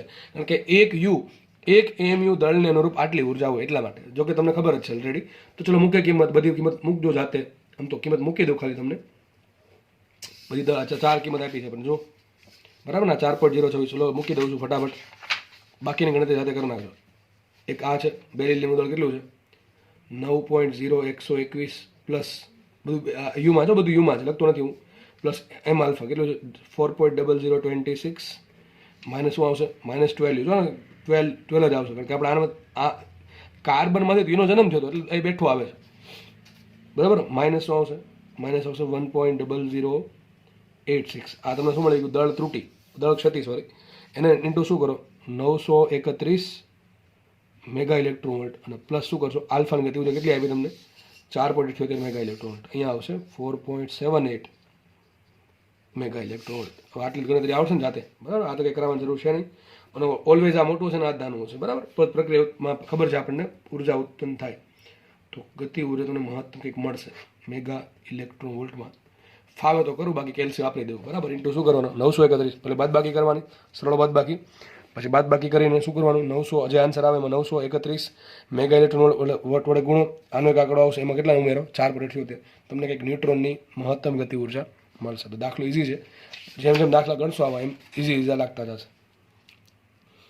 નેક્સ્ટ દાખલો લઈએ અને આ દાખલો આ ટાઈપના દાખલા આ ચેપ્ટરના છેલ્લા દાખલા બરાબર છે. ઓકે ચલો દાખલો ગણીએ. આગળ જે ગણાવવાનું જેવું જ છે, થોડુંક અલગ છે બરાબર. કારણ કે આમાં શું જો આમાં જો પ્રક્રિયા જો આપણે આજે વસ્તુ સમજશું એ આપણે દાખલો ગણીને જ સમજશું એટલે તો વધારે આપણને સમજ પડે. અને આજે દાખલાને છેલ્લે નિષ્કર્ષ આવે ને મારા મતે યાદ રાખી લેજો બરાબર. મારા મતે એટલું યાદ રાખી લેજો, છેલ્લે આવે ત્યારે જોશું આપણે બરાબર. શું કહે છે જો સ્થિર ન્યુક્લિયસ એક્સ, એક સ્થિર છે ન્યુક્લિયસ એક્સ છે બરાબર છે. એમાં આ પ્રોસેસ થાય છે. આગળ શું હતું યાદ કરો, આગળ શું હતું એક એ હતું ઉપરથી પાછું પ્રક્ષેપ કર્યો કણ, પછી શું બનતું હતું બી પ્લસ સ્મોલ બી પ્લસ કે ક્યુ ઉત્પન્ન થતું હતું. અહીંયામાં એક જ ફરક છે, પ્રક્ષેપ કણ કોઈ નથી. ઘણી વખત બનતું એવું હોય બરાબર છે, ઘણી વખત બનતું એવું હોય કુદરતમાં ઘણા બધા પ્રોસેસ થતી હોય એવી કે જેમાં ઓટોમેટિકલી વિભંજન થતું હોય. તત્વ અસ્થાયી હોય અને સ્થાયિત્વ મેળવવા માટે શું કરે વિભંજન થાય, વિકિરણોનું ઉત્સર્જન કરે. તો મોટા ભાગે પ્રોસેસમાં છે ને આલ્ફા કણ ઉત્પન્ન થતા હોય એની પ્રોસેસ છે. આગળમાં આમાં એટલો ફરક છે કે આમાં જો એમાં સ્થિર ન્યુક્લિયસ સ્થિર જ હતું, આ જે સ્થિર હતો પણ આપણે બહારથી કણ મારણ કરતા હતા, ટૂંકમાં કણનો મારો ચલાવતા અથવા પ્રતાડિત કરતા અથવા પ્રક્ષેપ કરતા. તો અહીંયા એવું કંઈ થતું નથી કારણ કે આ બની શકે કે આ પ્રોસેસ છે એ કુદરતમાં થતી હોય બરાબર. યુરેનિયમમાં આવું થતું હોય કે એમાંથી ઓટોમેટિકલી આલ્ફા કણ બીટા કણ ઉત્પન્ન થતા હોય. તો માનો કે કોઈ પ્રક્રિયા થાય છે, સિમ્પલ પ્રક્રિયા થાય છે. તત્વ હતું એક્સ, ન્યુક્લિયસ એક્સ હતું જે સ્થિર છે, એમાંથી શું બનશે હવે આલ્ફા કણ શું ઉત્પન્ન થયું આલ્ફા કણ. યાદ રાખજો આ જે દાખલો છે એ તમને આલ્ફા કણ માટે ગણાવું છું બરાબર છે કે એક્સ છે એમાંથી આલ્ફા કણ ઉત્પન્ન થયો. આપણને ખબર છે આલ્ફા કણ ઉત્પન્ન થાય તો પરમાણુ ક્રમાંક 2 જેટલો ઘટે થાય. કેટલું પરમાણુ ક્રમાંક ઝેડ હતો એ કેટલો આવશે Z-2 અને પરમાણુ દળાંક 4 જેટલો ઘટે થાય કેટલો આવશે A-4. તો ભાઈ ઝેડ ઘટી ગયો તો કંઈક નવું જ બનશે. એક્સ તો રહેશે ને, એક્સ તો ક્યારે હોય ઝેડ હોય તો નવું જ બની ગયું કંઈક કયું બન્યું વાય, ધારો કે નવું વાય તો વાય બને છે. હવે આજે પ્રોસેસ થયું કંઈક ઉર્જા ઉત્પન્ન થશે બરાબર. નોર્મલી આપણે ઉર્જા ઉત્પન્ન થતી હોય તો ધારો કે આમાં પ્રક્રિયામાં ક્યુ જેટલી ઉર્જા ઉત્પન્ન થાય છે. તો ક્વેશ્ચન એમ છે આપેલ પ્રક્રિયામાં આલ્ફા કણની ગતિ ઉર્જા કે આલ્ફા છે. આપેલ પ્રક્રિયામાં આલ્ફા કણની ગતિ ઉર્જા કે આલ્ફા છે તો પ્રક્રિયાનું ક્યુ મૂલ્ય શોધો. શું કરવાનું છે આપેલ પ્રક્રિયામાં આલ્ફા કણની ગતિ ઉર્જા કે આલ્ફા છે તો પ્રક્રિયાનું ક્યુ મૂલ્ય મેળવો. તો એક કામ કરો દાખલો ગણીએ એ પહેલાં હું તમને જસ્ટ આનું ઉર્જા સમીકરણ લખતા બધાને આવડવું છે. શું સમીકરણ શું આવશે mx × c² બરાબર શું આવશે, બીજું કંઈ આવશે નહીં કારણ કે પોતે સ્થિર છે. અહીં શું આવશે my × c² પ્લસ શું આવશે m આલ્ફા × c² પ્લસ શું આવશે વાયની કઈ ગતિ ઉર્જા હશે અને આલ્ફાની ગતિ ઉર્જા હશે. યાદ કરો આ બેન શું કહે નિપજની જે કુલ ગતિ ઉર્જા છે એને શું કહે ક્યુ કહીએ. તો બધાને ખબર છે કે પ્રક્રિયામાં ક્યુ મૂલ્ય કેટલું આવશે, પ્રક્રિયાનું ક્યુ મૂલ્ય આવશે કેટલું એક્ઝેક્ટલી ky પ્લસ કે આલ્ફા. બસ આ આપણા માટે કામનું સૂત્ર બરાબર કે નહીં. પ્રક્રિયાનું ક્યુ મૂલ્ય શું પહેલાં કેમ કીધું પ્રક્રિયાનું ક્યુ મૂલ્ય એટલે પ્રક્રિયામાં જે નિપજો મળ્યા છે એ નિપજની કુલ ગતિ ઉર્જા. બસ આટલું મગજમાં બેસાડી લો તો દાખલા આવડતા થઈ જશે. પ્રક્રિયાનું ક્યુ મૂલ્ય લખી નાખવું કંઈક આશયામાં, જો કે આગળ લખાયું છે કે જે નિપજ મળે છે એ નિપજની કુલ ગતિ ઉર્જાનો સરવાળો કરો તો તમને શું મળે ક્યુ મળે. વિચારો ક્વેશ્ચનમાં શું કહે છે આપેલ પ્રક્રિયામાં આલ્ફા કણની ગતિ ઉર્જા કે આલ્ફા છે. આપેલ પ્રક્રિયામાં આલ્ફા કણની ગતિ ઉર્જા કે આલ્ફા છે તો ક્યુ મેળવવાનું છે. તો મને ક્યુ તો મળી ગયું જો ને સર, ક્યુ બરાબર કે વાય પ્લસ કે આલ્ફા. રકમમાં તમને કે આલ્ફા આપેલું છે, રકમમાં તમને કે આલ્ફા આપેલું છે. ભાઈ આગળનો દાખલો અને આ દાખલામાં ફરક છે હો ભાઈ, જે કહી દઉં. આગળના દાખલામાં શું હતું, ત્યાં આલ્ફા કણ અહીંયા હતો, અહીંયા આલ્ફા કણ અહીંયા છે, ત્યાં આલ્ફા કણનો મારો ચલાવ્યો હતો, અહીંયા આલ્ફા કણ ઉત્પન્ન થાય છે. ભાઈ અહીંયા કોઈ એનો મારો ચલાવતા ઓટોમેટિક થાય છે. સમજ પડે કે નહીં? હમણાં એનું એક્ઝામ્પલ આપો તમને ખબર પડી જશે. તો વિચારો દાખલો આ મારે ગણવાનો છે, પણ સર એક પ્રોબ્લેમ છે, ક્યુ તો મને મળી ગયું, ચલો આ સૂત્ર ચાલત, આ ચાલત, પણ સર પ્રોબ્લેમ એ છે કે આપણને રકમમાં કેવાય વિશે કાંઈ કીધું છે નહીં. તો મેં તમને કીધું હતું કે જ્યારે તમારો કોઈ પણ આન્સર માંગ્યો હોય એ આન્સર તમારે હંમેશા એવા સ્વરૂપમાં જ લાવવો પડે જે તમે રકમમાં આપેલું છે. તો આપણે રકમમાં શું ખાલી કે આલ્ફા આપ્યું છે. તો મારે હવે નેક્સ્ટ આખો દાખલો જે ગણીશ, વિચારો હું જે કહું છું એના પર ખાસ વિચાર કરો. હું આગળ દાખલો ગણીશ શું કામ ગણીશ? કેવાય કાઢવા માટે. શું કામ ગણીશ? કેવાય કાઢવા માટે. આ મને એમ કહી દે ભાઈ રકમમાં કે આપેલ પ્રક્રિયામાં આલ્ફાની ગતિ ઉર્જા કે આલ્ફા છે અને વાયની ગતિ ઉર્જા કેવાય છે, તો ક્યુ કેટલા? તો સૂત્ર આવશે ક્યુ બરાબર કેવાય પ્લસ કે. તો દાખલો પતી ગયો, તો દાખલો પૂરો થઈ ગયો. પણ મને સાલાવે રકમમાં કેવાય આપ્યો છે નહીં, તો આપણને હજી ક્યુ મેળવું કહેવાય નહીં. ક્યુ મળી જ ગયું છે, પણ એ લોકો જે સ્વરૂપમાં માંગે છે કે આલ્ફા સ્વરૂપમાં, એ સ્વરૂપમાં મેળવું નથી. ઓપ્શનમાં કયા સ્વરૂપ આપ્યું છે? કે આલ્ફા સ્વરૂપ આપ્યું છે. તો હવે આપણે દાખલો ગણશું. વિચારો શેના માટે દાખલો ગણશું? કેવાય કાઢવા માટે. કેવાય કાઢી અને કંઈક ગણવા માટે. બીજું કહું, જો આ ટાઈપનો દાખલો યાદ કેમ રાખવો તમને કહી દઉં. તમને યાદ હશે, આપણે ચેપ્ટર નંબર 6 યાદ કરો. ચેપ્ટર નંબર 6 કાર્ય ઉર્જા પાવર, અથવા ચેપ્ટર નંબર 5માં પણ ઘણી જગ્યાએ એવું હતું. તમને દાખલા ગણ્યા યાદ કરો, બોમ્બના દાખલા. એક મોટો બોમ્બ હતો, યાદ કરો, એના જેવું છે. બોમ્બ હતો, એમાં કંઈક અંદર ન્યુક્લિયર પ્રોસેસ થઈ, હકીકત શું થાય એમાં કેમિકલ રિએક્શન થતી હતી, આમાં થાય છે રેડિયો એક્ટિવિટી. બસ બે સરખાવો. એક મોટો બોમ્બ છે, એ સ્થિર છે. યાદ કરો, બેઠા દાખલા કરતા હતા. એક મોટો બોમ્બ છે, સ્થિર છે. એ બોમ્બનું શું થયું? વિભંજન થયું, અંદરથી કે કેમિકલ રિએક્શન થઈ, અને કેમિકલ રિએક્શન થવાના કારણે ટુકડા થયા. યાદ કરો, આવું કંઈક હતું. પણ તમને કંઈક આવો દાખલા હતો, 12 કિલોગ્રામનો બોમ્બ છે, એના 2 ટુકડા થયા. એક 3 કિલોગ્રામનો ને એક 9 કિલોગ્રામનો, 2 અલગ અલગ દિશામાં જાય છે, આટલા વ્યક્તિ જાય છે. તો ગતિ ઉર્જા કેટલી? આપણે ઘણું બધું શોધતા હતા. અને મને યાદ કરીને કહો કે એ બોમ્બના દાખલા ગણવા માટે આપણે શેનો યુઝ કરતા? જો તમને યાદ આવી જાય તો તમારી મહેનત બરાબર છે, રિવિઝન બરાબર છે. અને જો યાદ નથી આવતું કે બોમ્બના દાખલા આપણે કયા આધારે ગણતા, શેનો યુઝ કરીને ગણતા, તો એવું એક અલાર્મ છે કે ભાઈ હવે આપણે મહેનત કરવાની જરૂર છે. જો માર્ક્સ લાવવા છે તો આ કન્ડિશન અપ્લાય છે. માર્ક્સ લાવવા છે તો જ મહેનત કરવી ભાઈ. જેને માર્ક્સ નથી લાવવા કોઈ વાંધો નહીં, મહેનત નહીં કરો, ચાલશે. બરાબર માર્ક્સ પણ નહીં આવે, મહેનત પણ નહીં કરવી પડે, સારી વાત છે. અને જેને માર્ક્સ લાવવા છે એના માટે ખરાબ વાત છે કે મહેનત કરવી પડશે, જેને સમજે એ પ્રમાણે. તો સમજો, યાદ કરો, યાદ કરો, યાદ કરો. બોમ્બના દાખલામાં મેં તમને હવે કહી દઉં છું. મેં તમને કીધું હતું બોમ્બનો દાખલો આવે એટલે એક જ વસ્તુ કરવાની, શું? વેગમાન સંરક્ષણ. શું યાદ કરો? યાદ આવવું જોઈએ તમને, વેગમાન સંરક્ષણ. જે લોકો કદાચ હમણાં રિવિઝન કર્યું તેને તરત યાદ આવી ગયું છે, અથવા જેને યાદ જ છે ઓલરેડી એને પણ યાદ આવી ગયું છે કે આપણે દાખલા કેમ ગણતા. સૈનિકના દાખલા, ગોળીવાળા દાખલા હોય કે પછી બોમ્બના દાખલા હોય, બરાબર છે, તરાપવાળા દાખલા હોય, એમાં એક જ વસ્તુ આવે કે શું? વેગમાન સંરક્ષણ. તો બેઠું આ દાખલામાં આપણે શું કરશું? વેગમાન સંરક્ષણ કરશું. શું કરશું? વેગમાન સંરક્ષણ ઉપયોગ કરશું. યાદ રાખજો, આ ટાઈપનો દાખલા, એક બોમ્બ હતો, ટુકડા થયા, બે ટુકડા ઉત્પન્ન થશે, એક મોટો ટુકડો, નાનો ટુકડો, બરાબર. આની કઈ ગતિ ઉર્જા હશે, આની કઈ ગતિ ઉર્જા હશે, તો કુલ ગતિ ઉર્જા કેટલી? એ આપણે પ્રક્રિયાનું ક્યુ મૂલ્ય. ટૂંકમાં આ દાખલાને તમે એની જોડે કમ્પેર કરશો તો બહુ ઇઝીલી યાદ રહી જશે, બહુ ઇઝીલી યાદ રહી જશે. ચલો મને પ્રશ્ન, મારો આન્સર આપો કે કેવાય ને કે આલ્ફા બે ધન હોય કે ઋણ હોય? હંમેશા ધન જ હોય. તો મને એમ કહો, ક્યુ મોટું હોય કે આલ્ફા મોટું હોય? ક્યુ મોટું કે આલ્ફા? અરે સીધી વાત, ક્યુ જ મોટું. કેમ? કે આલ્ફામાં કેવાય નાખો તો ક્યુ મળે, બરાબર કે નહીં? બેનો માનો કે આ 10 જૂલ છે, સમજો માટે આ 10 જૂલ છે, આ 20 જૂલ છે, તો આ ક્યુ કેટલું થાય? 30 થાય. તો હંમેશા ક્યુ છે એ કે આલ્ફા કરતાં મોટું જ હોય. ક્યુ ઓલવેઝ કે આલ્ફા કરતાં મોટું જ હશે, કારણ કે એનું કામ પડશે આગળ, બરાબર છે. ચલો હવે શું કરશું? તો આપણે સેમ દાખલો સોલ્વ કરીએ વેગમાન સંરક્ષણ પરથી. કેમ? અરે મારે કેવાયનો કે આલ્ફાનો સંબંધ શોધવો પડશે. કેવાયનો અને કે આલ્ફાનો સંબંધ શોધવો પડશે. લખીએ આપણે વેગમાન સંરક્ષણનો ઉપયોગ કરતા, વેગમાન સંરક્ષણનો ઉપયોગ કરતા. ચલો વેગમાન સંરક્ષણનો ઉપયોગ કરીએ તો શું હતું થાય? આમ થાય ભાઈ, આ પહેલા આપણી પાસે મેન વસ્તુ હતી, બરાબર, એમાં પ્રોસેસ થઈ, છેલ્લા શું આવું કંઈક બન્યું, એમાં આવું જ કરતા. યાદ કરો પેલા આપણે શું કરતા કે ભાઈ પ્રોસેસ પહેલાનું વેગમાન અને પ્રોસેસ બાદનું વેગમાન, બરાબર, પ્રક્રિયા થાય ટૂંકમાં આપણે એને કહેતા પ્રારંભિક વેગમાન, તંત્રનું પ્રારંભિક વેગમાન, બરાબર, તંત્રનું અંતિમ વેગમાન. ચલો એ જ વસ્તુ અપ્લાય કરીએ. તંત્રનું પ્રારંભિક, તો પ્રોસેસ થયા પહેલા કોણ હતું તંત્રમાં? એક જ હતું. કોણ? એક્સ. તો એક્સનું વેગમાન શું હોય વિચારો? 0. એટલે સર કેમ? અરે એક્સનો વેગ 0 છે, કંઈક લખ્યું થાય સ્થિર ન્યુક્લિયસ. જો શું લખ્યું છે? સ્થિર ન્યુક્લિયસ. સ્થિર છે, એક્સ એ સ્થિર છે, એનું વેગમાન કેટલું આવ્યું? 0 આવ્યું. તો આ વસ્તુ પૂરી થઈ ગઈ. તંત્રનું પ્રારંભિક વેગમાન 0 આવશે, કારણ કે તંત્રમાં એક્સ છે એ સ્થિર છે. વાત કરીએ તંત્રનું અંતિમ વેગમાન. તંત્રના અંતિમ વેગમાન કેટલા કણ છે? જો 2 કણ છે, ઘણામાં 3 ગણે, વાય આલ્ફા અને ક્યુ. અરે ભાઈ ક્યુ છે એ શું છે? ક્યુ ઉર્જા છે, એ કણ નથી, બરાબર, એટલા માટે. તો 2 કણ છે, વાય અને આલ્ફા. તો વાયનું કંઈક વેગમાન હશે અને આલ્ફાનું કંઈક વેગમાન હશે. લખીએ આપણે, અને આપણે સદિશમાં જઈ શકો અથવા એમ રાખી શકો. સદિશમાં જઈ શકો. ચલો પીવાય, સદિશ પીવાય પ્લસ સદિશ પી આલ્ફા, બરાબર કે નહીં? આ થઈ ગયું તંત્રનું અંતિમ વેગમાન. તંત્રમાં અંતિમમાં બે કણ છે, વાય અને આલ્ફા. કે વાય પાસે દળ છે, વેગ છે, આલ્ફા પાસે વેગ છે, દળ છે. તો આપણે વાયનું વેગમાન ધારો કે પી આલ્ફા સદીશ પી આલ્ફા છે અને આલ્ફાનું વેગમાન સદીશ પી આલ્ફા છે, પી વાય અને પી આલ્ફા. બરાબર, આ થઈ ગઈ પૂરી. હવે શું થાય? એકાદો આમ લાવો છો, સાબિત થશે સદીશ પી વાય બરાબર માઇનસ સદીશ પી આલ્ફા. આનું શું મિનિંગ થાય કે પી વાય અને પી આલ્ફા બેની કિંમત કેવી છે? સરખી છે, પણ દિશા કેવી છે? વિરુદ્ધ છે. બેનું વેગમાન કેવું હશે? સરખું હશે. ટૂંકો માનો કે બોમ્બ છે એ ટુકડા થઈને એક કણ આમ જાય, એક કણ કે નીચે જશે, એક ઉપર જાય, એક નીચે જાય, એક આમ જાય તો એક આમ જાય. બરાબર, એ પ્રમાણે કંઈક કહેવા માંગે. પણ આપણે બેનું અત્યારે કંઈ દિશાનું કંઈ મૂલ્ય, દિશાનું કંઈ કામ છે નહીં. આપણે કામ કરીએ શું લખીએ? મૂલ્ય શું આવે?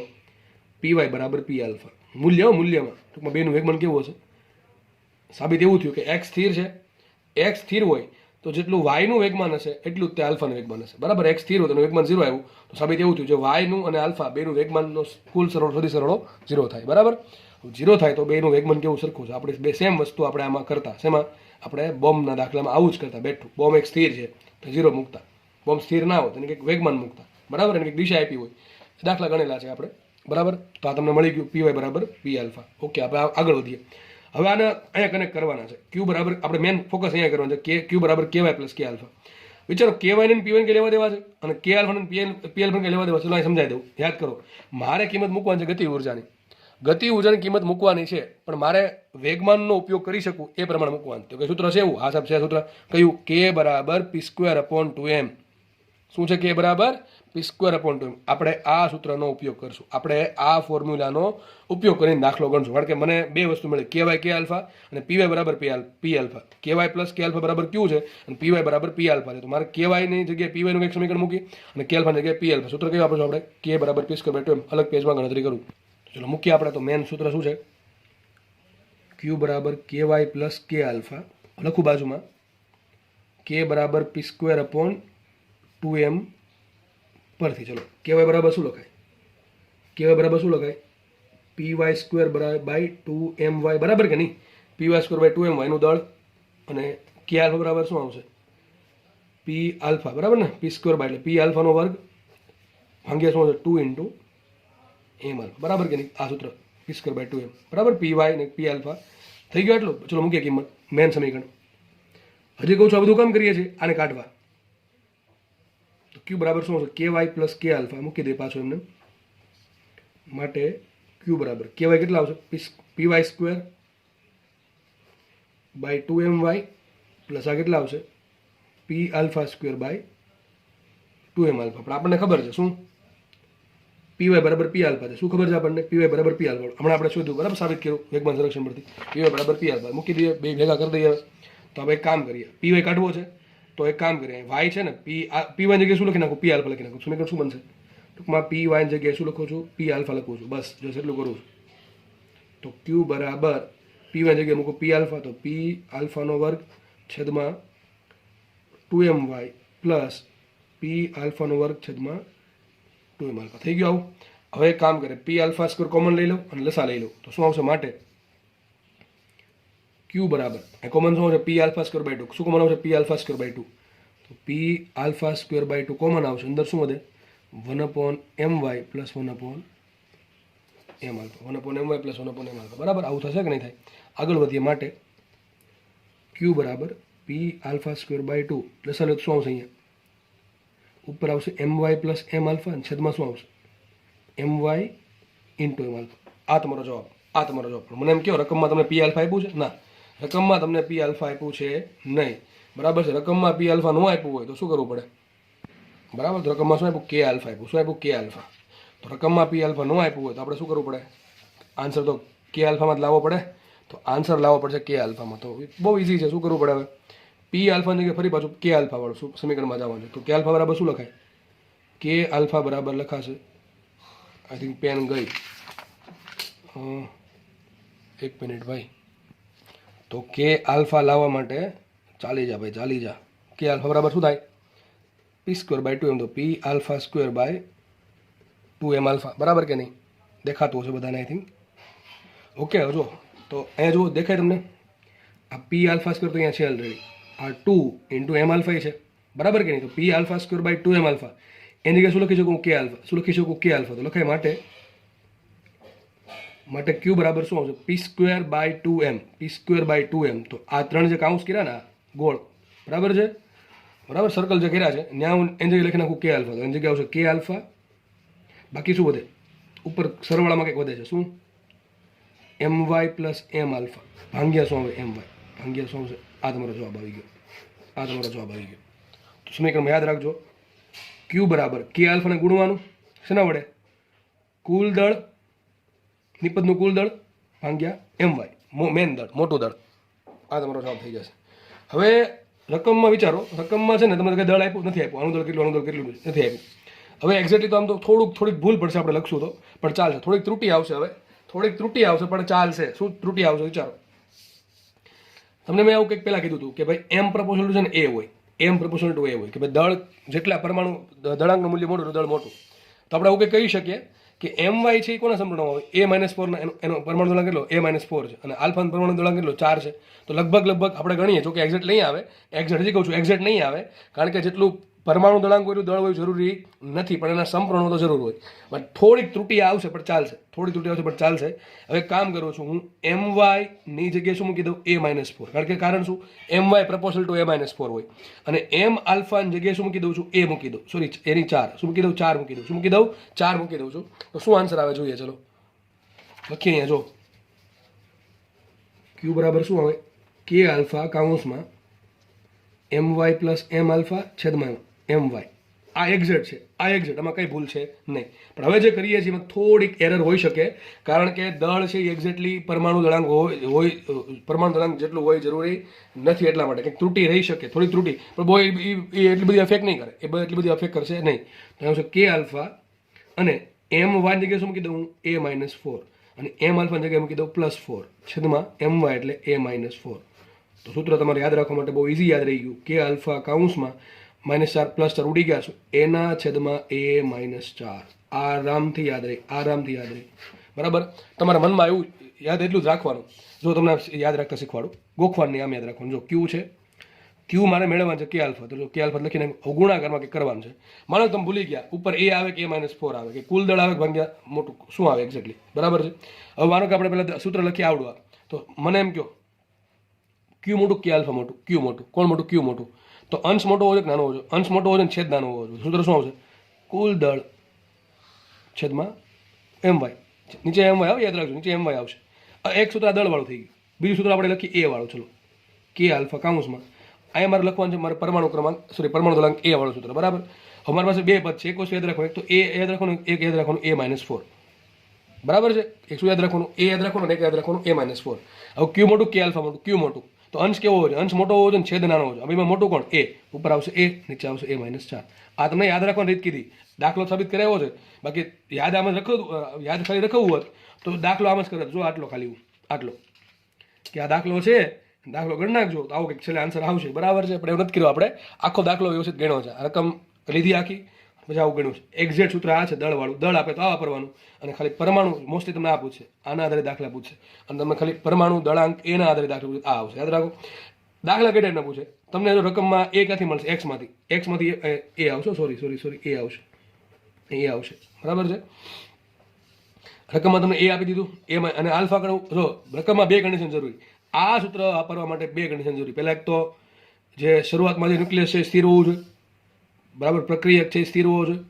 પ્રક્રિયા કેવું જોઈએ? પ્રક્રિયકનું ન્યુક્લિયસ સ્થિર હોવું જોઈએ. બીજું આલ્ફા ઉત્પન્ન થવો જોઈએ, આલ્ફા ઉત્પન્ન થવો જોઈએ.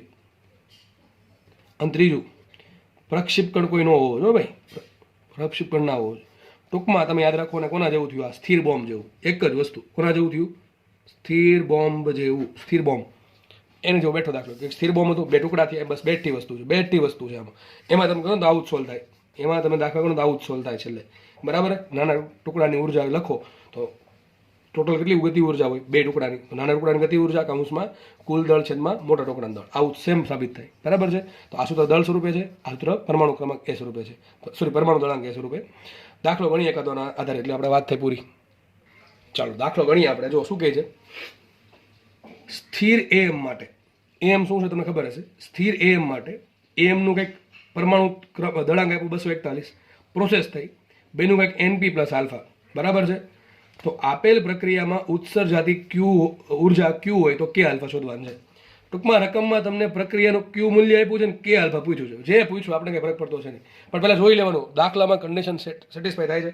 કેટલી કન્ડિશન? 3 કન્ડિશન હતી. એક તો શું, જે ન્યુક્લિયસ એ સ્થિર હોવું જોઈએ, સ્થિર છે, ચલો વાંધો નહીં. બીજું, 2 કણ ઉત્પન્ન થયા છે, બરાબર.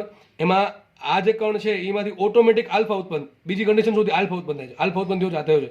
જો આલ્ફા કણનું મારણ નહીં, આલ્ફા કણ ઉત્પન્ન થયો છે, ઉત્પન્ન થયો છે.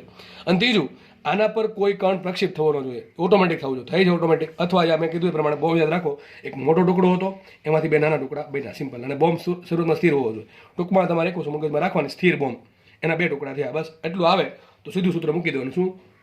ક્યુ બરાબર કે આલ્ફા કૌંસમાં કુલ દળ my પ્લસ એમ આલ્ફા છેદમાં my. પણ તમે જુઓ કે તમને દળ આપ્યું છે યા નહીં, આપણે સમજવું જવું પડશે, એમાં જવું પડશે. દેખાય એ આપ્યું તો કેટલું ઈઝી છે. ક્યુ બરાબર શું આવશે? કે આલ્ફા કૌંસમાં શું આવશે અહીંયા? એના છેદમાં a-4, બરાબર. મોટું છેદમાં નાનું, મોટું અંશ ક્યુ મોટું હોય, ક્યુ છે એ કે આલ્ફા કરતાં મોટું છે, તો કે આલ્ફાને મારે ગુણવું પડે એવી સંખ્યા આપણે કે જો અંશ મોટો હોય છેદ નાનો હોય તો જવાબ મોટો આવશે ક્યુ, બરાબર. એટલે એમ યાદ રહી જશે. ઘણા શું પ્રોબ્લેમ ખબર છે, કન્ફ્યુઝ થાય, ઉપર a-4 હતું કે નીચે એ હતું, બરાબર. એ પ્રમાણે થશે. હવે રકમમાં તમને ક્યુ ઓલરેડી આપી દીધું છે ને કે આલ્ફા શોધવાનું છે. કંઈ નહીં, આપણે પહેલાં ક્યુની કિંમત મૂકી દઈએ. ક્યુ બરાબર કે આલ્ફા શું મને રાખીએ? ક્યુ કેટલા આપ્યા? ક્યુ જ આપ્યા છે. ક્યુ આપ્યા તમને ક્યુ, અહીં સંખ્યા આંકડો આપે તો આંકડો લેવાનો, સંજ્ઞા આપે સંજ્ઞા લેવાની, બરાબર. તો ક્યુ જગ્યાએ ક્યુ મૂકા, કે આલ્ફા રેખા એમને. એ કેટલા આપ્યા? એ આપ્યા મને 241. કેટલા આપ્યા છે? 241. તો 241 છેદમાં શું આવશે? 241 - 4. શું આવશે? 241 - 4. થઈ ગયું આટલું. તો આગળ વધી આવ્યા છો. 241 માંથી 4 બાદ કરો, કેટલા થાય? 237. મૂકી દો, શું આન્સર આવશે? માટે ક્યુ બરાબર શું આવશે? કે આલ્ફા કૌંસમાં 241 છેદમાં 237, બરાબર. 7 ને 4 11. થઈ ગયું આટલું. પણ રકમમાં તમને માંગ્યું છે કે આલ્ફા, કંઈ નહીં, કે આલ્ફા કરતા મને કે આલ્ફા બરાબર શું આવે? કે આલ્ફા બરાબર 237 છેદમાં 241 ઇન્ટુ ક્યુ. આ તમારે જો ને આગળ ગણતરી કરવાની જરૂર છે નહીં ભાઈ, 0.9 સમથિંગ આન્સર એ કરવાની જરૂર છે નહીં કાંઈ, બરાબર. હજી કહું છું, આ તમારે સ્વાભાવિક. જો આવા દાખલા ઈઝી છે, આ ઈઝી નથી. આખો દાખલો ગણવો પડે. તમે આ યાદ નહીં રાખો તો આખો દાખલો ગણવો પડશે. આગળ જે દાખલો ગણ્યો છે બેઠો ગણવાનો, સેમ આન્સર આમાં આવશે, બરાબર છે. ઓકે, ચલો. તો મેં તમને શું યાદ રાખવાનું કીધું આ ચેપ્ટરમાં? એક યુરેનિયમનું વિભંજન વાળું, કે ભાઈ એક વિભંજન થાય તો કેટલી ઉર્જા મળે? 200 મેગા ઇલેક્ટ્રોન વોલ્ટ, બરાબર. પછી 1 કિલો માટે કેટલી મળે? એનું કિલોવોટ અવર કેટલા મળે? એ બધું યાદ રાખવું. કંઈક 8 પોઈન્ટ સમથિંગ, 8.2 10 ની કંઈક 13 14 એવું કંઈક હતું, બરાબર. તમે જોઈ લેજો વ્યવસ્થિત, તમારે યાદ રાખવાનું છે. ઓકે, ચલો આગળ વધીએ આપણે. નેક્સ્ટ દાખલો લઈ લઈએ. 208 પરમાણુ દળાંક. યાદ રાખજો. શું કહે છે? જો આમાં રકમ નથી આપી, ટૂંકમાં સમીકરણ નથી આપ્યું, રકમ આપી ગુજરાતી ભાષામાં. 208 પરમાણુ દળાંક ધરાવતા સ્થિર ન્યુક્લિયસમાંથી આલ્ફા કણનું ઉત્સર્જન થાય છે. મને શું કહે છે? સ્થિર ન્યુક્લિયસ છે, પછી આલ્ફા ઉત્પન્ન થયો, બરાબર, થાય છે.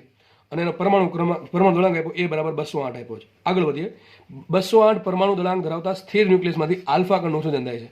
આ આલ્ફા કણની ગતિ ઉર્જા ઈ આપી મને, ટૂંકમાં જે કે આલ્ફા છે એ જગ્યાએ શું આપ્યું? મને ઈ આપ્યું છે, બરાબર કે નહીં.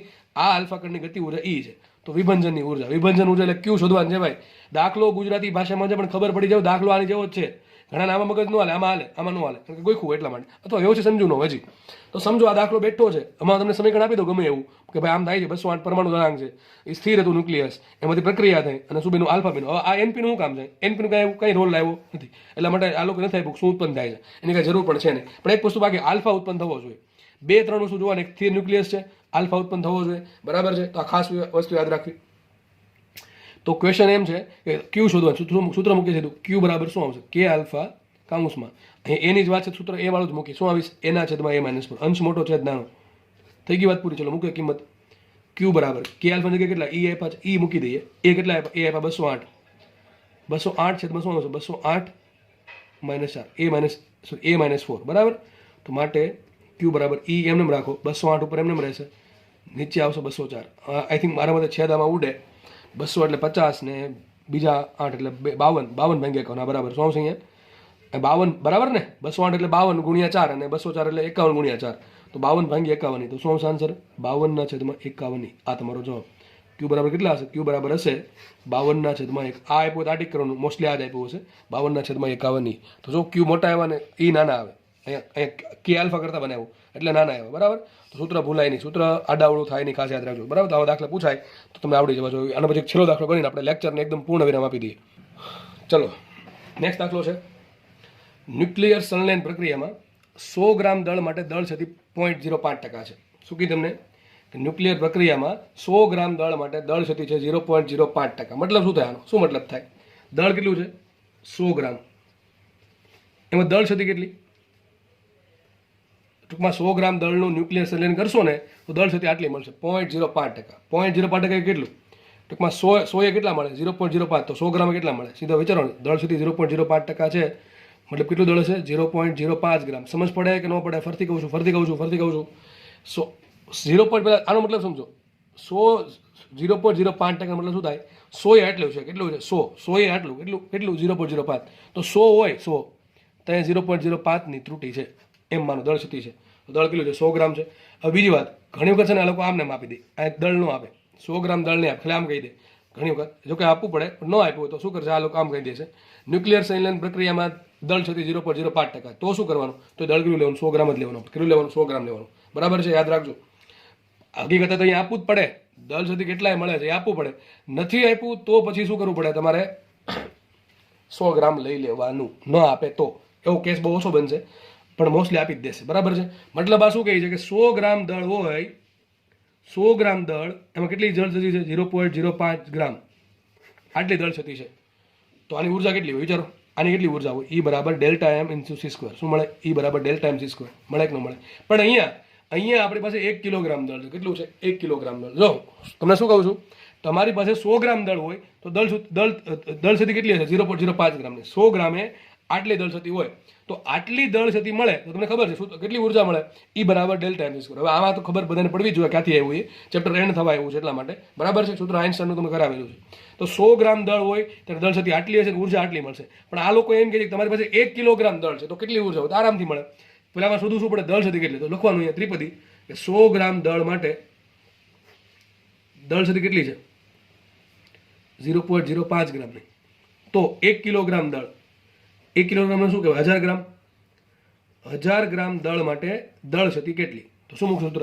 ડેલ્ટા એમ બરાબર આપણા દાખલામાં અહીં 1 કિલોગ્રામ આપે, 5 કિલોગ્રામ આપે, 100 કિલોગ્રામ આપે કે કરોડ કિલોગ્રામ આપે, તમને જે આપે લખી રાખવાનું. બરાબર છે? જસ્ટ ત્રિપદી મૂકવાનું છે કે 100 ગ્રામે દળ ત્રુટી આટલી છે, દળ ક્ષતિ સોરી આટલી છે, તો 1 કિલોગ્રામ એટલે 1000 ગ્રામ કેટલી? તો શું છે? આ બેનું ગુણાકાર ભાગ્યા 100. શું છે અહીંયા? 1000 ગ્રામ ઇન્ટુ 0.05 ગ્રામ છેદમાં શું આવશે? 100 ગ્રામ છેદમાં આવશે 100 ગ્રામ માટે ડેલ્ટા એમ બરાબર શું આવશે? આઈ થિંક 0.5 આવે ને? શું આવે? 0.5 ગ્રામ. કારણ કે નીચે 100 ઉપર 1000 તો 10 વધશે, ગુણા નાખો. આટલી દળ ત્રુટી મળી. બરાબર? આપણા કેસમાં દાખલામાં દળ ત્રુટી આટલી મળી. તો ઉર્જા મળે કે ન મળે? E બરાબર શું હોય? Delta M into c². યાદ કરો સૂત્ર કયું વાપરવું પડશે વિચારો? ડેલ્ટા એમ શેમાં છે? જો ડેલ્ટા એમ યાદ રાખો, ડેલ્ટા એમ બરાબર E બરાબર ડેલ્ટા એમ c² વાપરો ને ત્યારે બે વસ્તુ વિચારવાની. ડેલ્ટા એમ જો કિલોગ્રામ અથવા એના અનુરૂપ એકમમાં હોય તો શું વાપરવાનું? c² વાપરવાનું. અને ડેલ્ટા એમ છે એની કિંમત યુમાં હોય શું કરવાનું? 931 મેગા ઇલેક્ટ્રોન વોલ્ટ વડે ગુણી દેવાનું. બરાબર? એ પ્રમાણે થશે. આપણને આ 0.5 ગ્રામને શું લખાય? આમ લખાય 0.5 ગુણ્યા 10⁻³ કિલોગ્રામ. લખાય કે ન લખાય? લખાશે. બરાબર? આમ લખીએ આપણે ડેલ્ટા એમ. ડેલ્ટા એમ શું આવશે? 0.5 ગુણ્યા 10⁻⁴ કિલોગ્રામ. અહીં કિલોગ્રામમાં તો આપણે શું કરવું પડે? સીની કિંમત મૂકવી પડે. બરાબર? સૂત્ર આપણે આ જ વાપરશું કારણ કે આપણે ડેલ્ટા એમ છે ગ્રામમાં તો કિલોગ્રામમાં આપેલું છે. જો યુમાં આપ્યું હોય તો તમારે યુમાં મેળવવું પડે. એટલે તો શું કરે આપણે 931 મેગા વોલ્ટ ઇલેક્ટ્રોન વોલ્ટ વડે ગુણી નાખે ઇન્ટુ c² કરીએ. ચલો સી કેટલા આવશે? 3 10 8 એનો વર્ક કરો, 9 10 16. બરાબર? સીધું મૂકી દઉં છું. આ તમારો જવાબ શેમાં મળશે? જૂલમાં. શેમાં મળશે? જૂલમાં. ચલો ગણતરી કરીએ વ્યવસ્થિત. તો 9 ગુણ્યા અડધું 4.5 થાય તો શું આવશે? 4.5. 4.5 ગુણ્યા 10⁻⁴ પ્લસ 16 10ની પ્લસ 12 આટલી ઉર્જા મળે. 1 કિલોગ્રામ દળ હશે તમારી પાસે તો આટલી ઉર્જા મળશે. બરાબર? આટલી ઉર્જા મળશે. તો દાખલો આમ તો સારો છે. દાખલો પૂછાઈ શકે અથવા પૂછાઈ ગયો હશે, ખબર નહીં. બરાબર છે? તો આવો દાખલો કદાચ ભવિષ્યમાં પૂછાય તો આપણને આમાં માર્ક જવા જોઈએ નહીં. દળ ક્ષતિ છે આ પ્રમાણે આપી હશે ટકાવારીમાં. તો વિચારવાનું 100 ગ્રામે દળ ક્ષતિ આટલી છે તો 1 કિલોગ્રામે કેટલી? સિમ્પલ એક જ વસ્તુ. 100 ગ્રામે આટલી. તો જો આ તો મેં તમને સમજાવવા માટે કર્યું છે. દાખલો એથી સ્ટાર્ટ થયું છે કે 100 ગ્રામ દળ ક્ષતિ આટલી છે 0.05 ગ્રામની. બરાબર છે? તો આટલા કેટલી? બરાબર? આ 200 ગ્રામ આપ્યું હોય તો શું કરવું પડે? તો 200 ગ્રામ એટલું થાય ભાઈ. તો કંઈ નહીં, 200 ગ્રામ દળ ત્રુટી કેટલી? 0.05%ની. એટલે એને ફેરવવા પડશે. બરાબર? એ પ્રમાણે તો 1 કિલોગ્રામે કેટલી એવું થશે. તો તમારે કોના ટકા લેવાના? 200 ગ્રામના 0.05% લેવાનો. સમજ પડે કે ન પડે? એ પ્રમાણે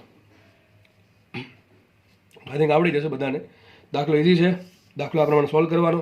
દાખલો થાય છે પૂરો. અને ઘણો કદાચ ગ્રામનો આપણે શું લઈ લેવાના? 100 ગ્રામ લઈ લેવાના. કેટલા લેવાના? 100 ગ્રામ લઈ લેવાના. જો કે ગમે ગ્રામ આપશે તમે એના ટકા એટલા, કારણ કે 200 ગ્રામ આપ્યું તમે શું કરવું પડે? 200 ગ્રામના 0.05% તો કેટલા? આટલા જ થાય. આટલા જ થાય ભાઈ. 0.05 ગ્રામ જ થાય. કેટલા થાય? ખબર પડે કે ન પડે? અરે આ બેનો ગુણાકાર કરો, એટલે 200 ગુણ્યા 0.05 ભાંગ્યા કરો 100, બરાબર કે ટકાવારી કાઢવા માટે, બરાબર છે? આ ટકા ઉડી ગયા કે ન ઉડી ગયા? કરો, શું આન્સર આવે વિચારો? 0.05 ગુણ્યા 2 કેટલા આવે?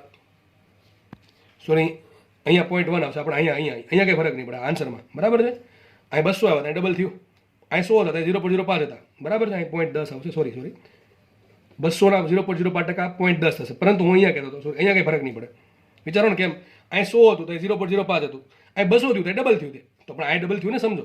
તમારો આ જવાબમાં કોઈ ફરક નહીં પડે. હું તમને શું કહું છું, આ જવાબમાં કોઈ ફરક નહીં પડે, ડેલ્ટા એટલું જ મળશે. વિચારો અહીં તમે શું મૂકો છો, નીચે 200 ગ્રામ મૂકો, ઉપર 0.10 મૂકો, તો એ તો થયું તો આ જ કે નહીં, બરાબર કે નહીં? એટલે અહીંયા તમને આંકડા ભલે ગમે ફેરવી નાખે, 200 ગ્રામ કરે તો એની દળ ત્રુટીમાં ફરક પડશે ડેલ્ટા એમમાં, પણ જે આ ત્રિપદી મૂકશો એમાં શું ઓટોમેટિક સર્વર થઈ જશે, બરાબર છે? 200 ગ્રામના 0.05% આવશે 0.10. કેટલા આવશે? 0.10. અહીં 200 ગ્રામ મૂકો, અહીં 0.10 મૂકો. હવે તમે 100 મૂકો ને 0.05 મૂકો, કે 200 મૂકો ને 0.10 મૂકો, બે કેવું સરખું જ છે, કે બે ઉડી જશે, બરાબર કે નહીં? તો આ પ્રમાણે, બરાબર. દાખલા તમને કોઈ બી ટાઈપના પૂછે, આમાં માર્ક્સ જવા જોઈએ નહીં, આમાં માર્ક્સ જવા જોઈએ, ભૂલ છો, અહીં 0.1 આવશે. ઉતાવળી એરર તમારે કરવી નહીં, હું ભલે કરું, તમે નહીં કરતા, બરાબર છે? પણ આ કિંમત અહીંયા મૂકો, 200 ગ્રામ મૂકો, અહીંયા 0.10 મૂકો, તો આના જેવું થયું. અહીં 200 મૂકો, કંઈ 0.1 મૂકો, કંઈ 100 મૂકો, કંઈ 0.05 મૂકો, છે તો અડધું. આમ જો વિચારો, 100 ગુણ્યા આટલા કરો, ભાંગ્યા 100 કરો, 1000 ગુણ્યા આટલા ભાંગ્યા 100 કરો, 1000 ગુણ્યા 0.10 કરો, ભાંગ્યા 200 કરો, આન્સર સેમ જ આવે. કારણ કે આ 0.5નું આ ડબલ થયું, તો આ સામે ડબલ થયું ને એટલા માટે ભાગાકાર થશે એટલે હરખું થઈ જશે. તો આઈ થિંક દાખલા આવા આવડી જવા છો. એમાં તો રોકડા માર્ક્સ આવવા જોઈએ, કંઈ છેદની દાખલામાં, બરાબર છે? તો ચેપ્ટર અહીંયા રાખીએ, નવા લેક્ચરમાં નવા ચેપ્ટર સાથે મુલાકાત થશે. ધન્યવાદ, જય હિન્દ.